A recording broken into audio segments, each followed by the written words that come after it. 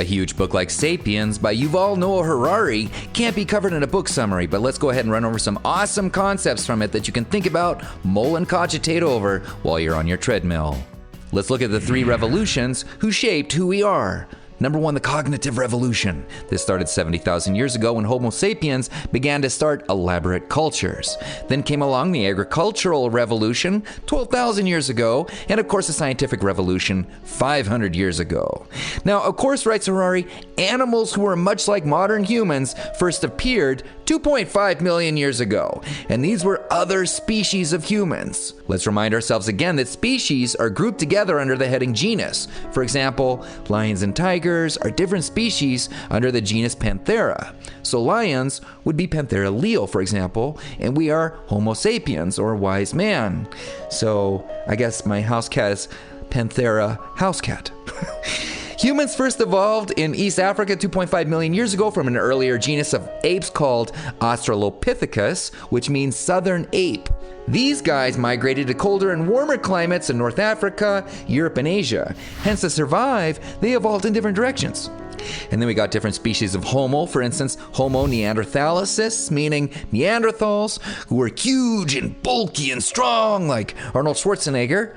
And then we had the Homo erectus, who were super durable and were around for like 2.5 million years. And there are other species too. So the question becomes, why did some species of Homo survive and others die off? Harari says, it takes a tribe to raise a human. Evolution favored those who were capable of forming strong social ties. One advantage and disadvantage of having these big brains is that when we came out of the womb, as we did and do, we're highly suggestible. Our brains are like molten glass. That's why we can educate our children to be religious or socialist or warlike or peace-loving or Buddhist. Not that things are stuck like this, but you see what I'm saying when you go on Facebook. You're like, how does that person think that way? When they read the Bible, are they seeing something that I am not? What is going on here? And so we in our big brains, why did they vote for so-and-so? And so we in our big brains jump to the top of the food chain. Usually there's a checks and balances system. Oh, there's too many caribou? Well, let's make more wolves. But there's no creature that can compete with our machine guns out there. So let's face it, this makes us, by the way, extra cruel and vicious. We just got here, and so we have technology, but an apparent lack of empathy for other creatures and people. Visiting slaughterhouse, tell me what you think. These skills aren't quite as developed as the iPhone in some people.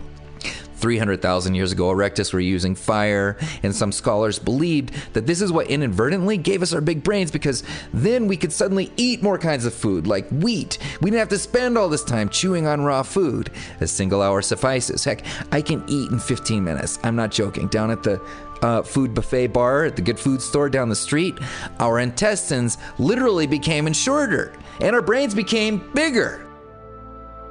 So what happened to these other species? Did we interbreed with them, or did we replace them? According to the interbreed theory, if we're having sex with other species of human, which means other animals, can you imagine? Then that means we humans are not purebreds. We're mixtures of sapiens and Neanderthals. So some people don't like to hear this. How does that affect our soul? What does this mean? You do the math. Again, Arnold Schwarzenegger, does he look like us?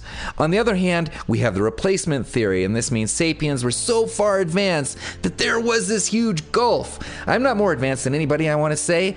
I would totally make love to Daryl Hannah and Clan of the Cave Bear. So this speculation, however, ended in 2010 when geneticists discovered that 1 to 4% of the unique populations in the Middle East and Europe is Neanderthal DNA.